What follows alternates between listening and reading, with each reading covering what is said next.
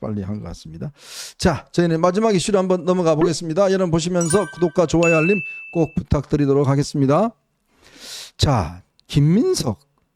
저는 뭐 학창 시절부터 김민석을 잘 알고 있습니다만은 그래도 이 양반이 그동안 쭉 평탄한 생활을 해왔어요. 일찍 조기에 국회의원이 되고 빨리 되고 아주 유명세도 많이 타고 이분의 어머니가 굉장히 그 아주 적극적인 분입니다. 옛날에 민가협 회장을 하셨어요. 예. 민가협 회장 하셨는데 제가 지금도 기억나는 게 뭐냐면 민주화 가족운동협의회라고 이제 구속된 뭐 학생운 그 엄마들 다 모여서 만든 민가협이라고 있어요. 근데 이제 그 민가협의 지도부가 있는데 이분이 회장을 했어요. 네. 당시에 이제 김민석 후보도 뭐 했기 때문에. 근데 그때 YS DJ 그 87년 선거에 동시에 출마했잖아요. 그랬죠. 근데 대부분 분들은 이제 좀 DJ 쪽으로 많이 지지를 갔는데 이분 혼자 갑자기 YS 그때 대통령의 이 여의도 유세에 가서 민가협 이름으로 지지선을 내버렸어요. 맞아요. 그러면서 민가협이 완전히 이제 갈라져 그 버렸습니다. 돌출적인 네. 그 그거 하고 행위였죠. 또 본인 아들 그 뭐 국회의원 만들려고 굉장히 아마 노력했던 분이에요. 근데 이 김민석 그 후보자가 인생의 굴곡을 맞은 게 이제 이혼을 하면서 굉장히 굴곡전 인생을 맞았습니다. 그거 김자영 아나운서하고 이제 그때 아마 국회의원 배치 떨어지고 하면서 이혼하고 미국으로 건너가서 뭐 박사학위 받고 거기서 로스쿨 다니고 뭐 하면서 이제 다시 이제 민주당 그 뭡니까 이게 알박기 민주당 하나 만들어 갖고 추미애하고 이렇게 짝짝꿍 해갖고 이제 M&A 해서 들어와서 국회의원 됐잖아요. 근데 봤더니 말이죠. 이분이 돈 문제가 굉장히 지금 심각합니다. 세비로 5억 1천만 원의 수익이 있었는데 근데 그동안 보니까 추징금 6억 7천만 원을 갚았고요. 또 여러 가지 지금 기부금도 2억 원 내고 또 뭐 신용카드 쓴 것도 2억 3천만 원 쓰고 아들 그 미국 코넬대에 유학도 보내고 굉장히 많이 썼는데 이게 보니까 재산은 큰 변동이 없어요. 오히려 2억 1천만 원 정도 가지고 있는데 도대체 이분의 돈은 어디서 나오는 거예요? 그건 이제부터 밝혀야 되는데 이게 일반적으로는 이게 불가사의한 그거죠. 그러니까 2억 얼마가 이제 총 재산으로 공직자 재산 신고가 돼 있는데 아들 학비 그 코넬대가 또 학비 비싸기로 1년에 한 1억 원 정도 들어간다는 거 아닙니까? 네, 학비만 그렇습니다. 학비만. 예. 그런데 이 어떻게 2억 원 그 공직자 재산 신고하고는 그대로 남아 있으면서 네. 예. 학비는 학비대로 다 되고 예. 또 여러 가지 또 활동 경비나 뭐 이런 거 있을 텐데 그러니까 이게 불가사의하고 지금 계속 나오는 게 그때 뭐 그때 왜 불법 정치자금 뭐 7억 얼마 받았다고 해갖고 그 추징금 나온 거 있잖아요. 맞아요. 추징금 내는 과정에서 또 자기한테 그 돈 그 불법 정치자금 공여한 사람에게 또 돈을 빌렸다는 거 아니에요. 네? 그거 대단한 건데. 예, 뭐 4천만 원 빌리고 또 1,000만 원씩 10명한테 빌렸다는 거 아니에요? 네네네. 같은 날? 네. 근데 그 중에 한 명이 오늘 뭐 주진우 의원이 밝혀낸 바에 의하면 그 4천만 원 그 빌려준 그 불법 정치가 자금 공여자 제공자 3명 중에 1명이 운영하는 회사의 무슨 직원 감사였다는 거 아니에요? 네. 감사.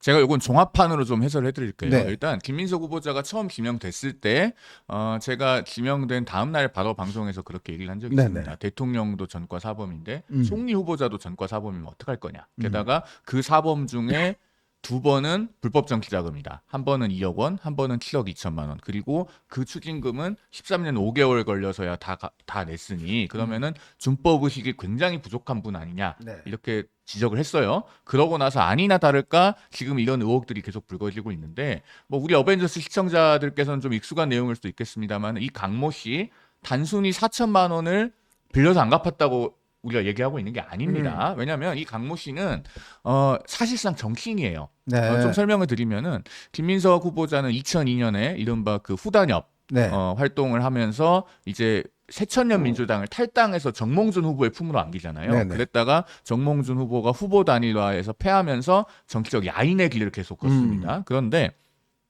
2020년까지 원내에 복귀를 못했는데 네. 어떻게 민주당에 돌아올 수 있게 됐느냐. 2014년에 민주당이 안철수 의원의 새정치연합과 합당을 해요. 네. 신설합당을 하면서 당명을 새정치민주연합으로 바꿉니다. 그렇게 되면서 민주당 당명이 주인이 없어지죠. 그러니까 이 김민석 후보자 쪽에서 일종의 인터넷 도메인 스쿼팅 하듯이 민주당 당명을 차지합니다. 음. 참고로 지금도요. 국민의힘의 전신인 새누리당, 한나라당 다 원외 정당으로 어딘가에 미니 다 정당으로 있어요. 존재합니다. 그죠? 마찬가지로 이 민주당이라고 하는 당이 만들어지는데 김민석 후보자는 2010년에 대법원 판결이 확정돼가지고 피선거권을 잃어요. 그때 정치자금법 위반 두 번째 벌금형이 나와서 5년간 피선거권이 박탈됩니다. 선거권, 피선거권이 없으면 정당에 당원을 못해요. 당대표도 당연히 못하죠. 2014년에 이 원외 민주당 혹은 당사가 마포에 있었기 때문에 속칭 마포민주당이라고 부르는데 그 마포민주당의 당대표를 맡았던 사람이 강신성이라는 분입니다. 강신성. 나중에 이제 2015년에는 김민석 후보자가 아예 당대표가 돼요. 그런데 이 강신성이라고 하는 분은 2010년에 김민석 후보자가 두 번째 정치자금법 유죄 판결이 확정될 때 네네. 3명으로부터 불법 정치자금 합계 7억 2천을 받았는데 그 3명 중에 한 명이에요. 그 사람에게서 2018년에 4천만 원을 또 빌렸다고 하는데 지금 7년 넘게 지났잖아요. 5년으로 기한을 정해서 뭐 차용증을 썼다고 하는데 돈을 갚지도 않았지. 그때로부터도 기한이 2년 넘게 지났지. 그렇기 때문에 우리가 이 돈에 대해서 불법 정치자금이 아니냐라고 의혹을 제기하는 겁니다. 단순히 4천만 원 안 갚았다고 그렇게 이야기하는 게 아니에요. 그리고 자 추가로 드러나고 있는 정황들을 보면요. 금요일 오후 늦게 김민석 후보자가 페이스북에 일종의 해명 글을 올립니다. 네. 법률가들은 그런 문장을 보면 어떤 게 없는지를 유심히 봐요. 사적 채무가 있었습니다. 어쩌고 저쩌고 그다음에 대출을 받아 전액 상환했습니다. 이렇게 돼 있는데요. 언제 갚았는지가 안 써 있습니다. 우리가 불법 정치자금이나 뇌물이 문제되는 사건에서 그렇다고 단정하는 건 아니에요. 그런데 합법적인 차용이라고 가장하는 경우가 꽤 있어요. 그렇게 네. 주장하는 경우들이 있는데 그러면은 수사기관이나 법원이 판단할 때 그러면은 실제로 변제가 이루어졌는지 언제 갚았는지 이런 것들도 봅니다. 그러면은 이미 수사선상에 오르거나 논란이 대두되고 나서 갚았으면 그런 주장들을 통상 잘 안 믿어줘요. 그런데 이 해명문에는 언제 갚았다는 내용이 없어요. 그래서 여기에 대한 해명을 기다리고 있는데 사실 이 4천만 원에 대한 의혹은 제기된 지가 만 4일이 지났습니다. 아직까지 언제 갚았다는 얘기가 오늘 오후 2시까지 기다렸는데 없더라고요. 오늘 지금 입장 낸다는데 아직 없죠? 오후 2시까지 확인하기로는 없었습니다. 네, 맞아요. 그리고 지금까지도 없는 것 같아요. 그리고 오늘 TV조선이 단독 보도한 것에 의하면 그 동시다발적으로 돈을 빌려줬다고 하는 9명 중에 한 명은 뭐라고 얘기를 했냐면은 지난주 목요일이죠. 12일에 1,000만 원이 들어왔다. 그렇게 해서 돈을 갚았다고 한다. 12일에. 11일에 아마 이 의혹이 제기됐을 겁니다. 의혹이 제기된 지 만 4일이거든요. 그렇기 때문에 그 페이스북에 있는 대출을 받아 전액 상환했습니다. 그럼 그게 언제입니까? 라고 제가 계속 묻고 있는 거예요. 이래 되면 대통령부터 시작해서 지금 뭐 총리, 그다음에 그 대통령의 핵심 측근이 이한주 뭐 이런 것까지 전부 다 보면 이게 뭐 경제적으로 투명하지가 않죠. 이거 뭐 보면 투기의 달인들이에요, 네, 다들. 그게 다 부동산 아니면 이렇게 돈 땡겨갖고 뭐 하고. 근데 네. 저는 이제 돈도 돈이지만 그 장남 지금 코넬 대학 다닌다는. 어제 결혼식 했습니다. 아니 김민석 아들. 네네, 예. 착각했습니다 제가. 근데 김민석 아들 그 고3 때 뭐 동아리 활동하면서 표절 방지 뭐 입법안 만든 거를 민주당 의원이 이제 대표 발의해서 결국 입법화는 안 됐습니다만. 네네.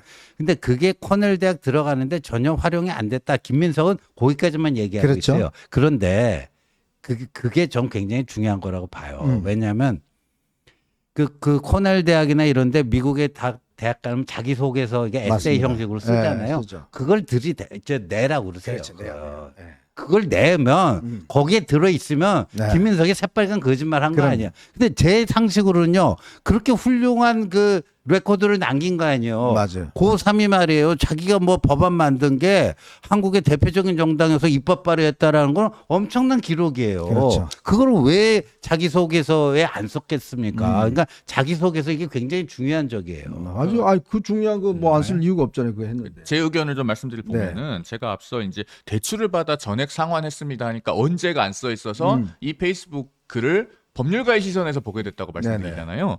이 부분에 대해서 이제 김민석 후보자 글의 원문이 어떻게 돼 있냐면 제 아들은 보도된 표절 예방 관련 입법 활동을 대학 진학 원서에 활용한 바 없습니다. 이렇게 돼 있어요. 대학 진학 원서에 활용한 바 없습니다. 대학 입시에 활용한 바 없습니다. 이렇게 돼 있지 않아요. 그래서 저도 이걸 보면서 드는 생각이 그러면은 자소서의 동아리 홈페이지 같은 것은 혹시 기재해 두었는가? 왜냐하면 언론 보도에 의하면은 그 동아리 홈페이지에는 입법 활동에 관한 내용이 있었다는 보도가 있어요. 네네. 지금은 그 홈페이지가 아마 없어졌을 겁니다. 그래서 그 부분에 대한 확인이 필요하고 그 다음에 그러면은 대학 진학 원서나 자소서에는 안 썼다고 손 치더라도 그럼 혹시 추천서에는 활용이 됐는가? 이런 부분들을 사실 검증을 해봐야 돼요. 그래서 저는 이 문장을 보면서 법률가가 쓰거나 감수한 듯한 문장 같았다라는 말씀을 드리고요. 저희 시간 조금 남았나요? 네네 맞습니다. 김민석 후보자의 그 김민석 매직에 대해서 좀 얘기를 해야 될 것 같아요. 그러니까 김민석판 오병이어의 기적입니다. 이분이 2020년에 미납 추징금이 6억 1,600만 원이었어요. 그리고 순자산은 마이너스 5억 8천. 그런데 2025년 기준으로는 추징금은 완납을 했죠. 2024년 1월 말에 다 갚았을 겁니다. 그런데 순자산이 1억 5,500이라고 해요. 마이너스가 아니고 플러스입니다. 자, 그러면은 마이너스 5억 8천에서 플러스 1억 5,500이 됐잖아요. 순자산이 한 7억 3천만 원 정도 늘었어요. 제가 한국일보 단독 보도를 보고 계산을 해봤더니 7억 3,588만 원 정도 순자산이 늘어났더라고요. 네. 그러면은 5년 동안에 추징금을 6억 1,600을 다 갚으면서 순자산이 7억 3,588만 원이 늘어나는 거 이게 어떻게 가능하죠? 가능하지 않겠습니까? 네. 가능할 것 이게 같은데. 이게 왜 김민석이라면 할 수 있어. 그러니까 김민석이라면 이게 가능해. 김민석 매직이라는 얘기도 나오고 네. 오병이어의 기적이라는 얘기도 나오는 거예요. 총리 자격이 있네요. 이게 아. 국회의원은 세비가 요즘 기준으로 이제 세전으로 한 1억 5천 됩니다. 그런데 국회의원은 또 겸직 금지 의무가 있어서 다른 데서 어떻게 돈 버는 영리 활동도 못 해요. 그럼 이 돈을 가지고 어떻게 추징금도 다 갚고 순자산이 늘었는가? 셋 중에 하나예요. 본인이 뭔가 재산 신고를 잘못해서 공직자윤리법 위반했든가. 아니면은 우리가 모르는 수입원이 있는데 그게 법적으로 문제될 만한 것이거나 아니면은 우리 국민이 알지 못한 어떤 신박한 재테크 비법이 있는 것 같은데 마지막 세 번째라면 이걸 국민들께 공개해서 우리 국민들 다 부자 되게 만들어야 돼요. 네. 우리 송 변호사님 너무 부정적으로 보지 마세요. 이 호텔 경영학도 있잖아요. 아, 그러니까. 그 호텔 이 경제학. 정부의 핵심 저기 경제 정책이 호텔 경제학이 있지 않습니까? 아니 근데 과거에도 민주당에서 이런 논란을 빚었던 게 처음이 아니거든요. 대표적으로 서울 양천갑 국회의원인 민주당의 황희 의원이라고 있습니다. 문체부 장관 후보자로 인사청문회 받을 때 네. 한 달 생활비가 60만 원이었냐라고 하는 논란이 있어요. 여기도 자녀 유학비에 그 원천징수 신고한 거를 맞춰가지고 계산해 보면은 국민의힘에서 그 당시에 한 달 생활비 60만 원이냐 이런 의혹을 제기했었어요. 물론 본인은 그렇지 않다고 아니 얘기했습니다. 그 지지자들이 쌀도 보내주고 고기도 보내주고 과일도 보내주고 해서 다 먹고 살았다는 거 아닙니까? 그러니까 너무 그렇게 부정적으로 생각하지 근데 마시라니까. 그 제가 살고 다 있는 동네 스폰서가 국회의원이어서 네. 너무 기억에 남더라고요. 네, 네. 그 다 스폰서가 있습니다. 다 도와준 분들이 있고 다 그분들은 그렇게 살아가요. 아주 신박한 기술을 가진 분들이 바로 그분입니다. 네, 어제 참 이재명 대통령 아들 결혼식에서 제가 이제 어제 방송 끝나고 그 길로 갔거든요. 한 7시대 갔는데 그때도 여전히 그 경호원들이 있더라고요. 근데 민주당 의원들 다 초청했대요. 보니까. 네.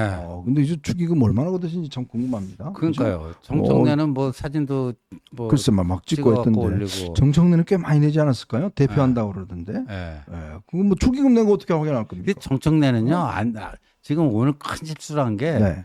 이재명이 정청래고 정청래가 이재명이다. 이걸로 좀 가는 것 같아요. 왜냐하면 지가 이재명은 어디 지금? 동급이에요. 어디 지금 네? 감히? 어떻게 그렇게 얘기를 해요? 아, 그 자기는 그 동급이라는 거 아니에요. 네. 갔어요 그 한마디.